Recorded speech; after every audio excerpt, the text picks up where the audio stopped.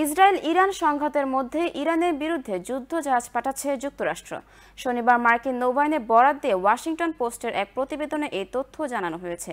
Washington পোস্টের প্রতিবেদনে বলা হয়েছে, ব্যালিস্টিক ক্ষেপণাস্ত্র ধ্বংস করতে সক্ষম যুদ্ধজাহাজ ইউএসএস টমাস হার্ডানকে পশ্চিম ভূমধ্যসাগর থেকে পূর্ব ভূমধ্যসাগরের দিকে যাত্রা শুরু করতে নির্দেশ দেওয়া হয়েছে।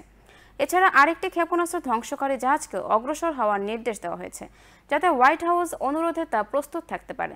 মার্কিন নৌবাহিনীর আরও যুদ্ধজাহাজ প্রস্তুত রাখা হয়েছে। এরই মধ্যে রয়েছে ইউএসএস কার্ল ভিনসন, যা বর্তমানে আরব সাগরে রয়েছে ও এই অঞ্চলে একমাত্র মোতায়েনকৃত বিমানবাহী রণতরী।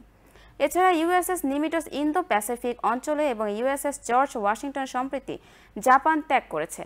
প্রয়োজনে তাদেরও মধ্যপ্রাচ্যে পাঠানো হতে পারে।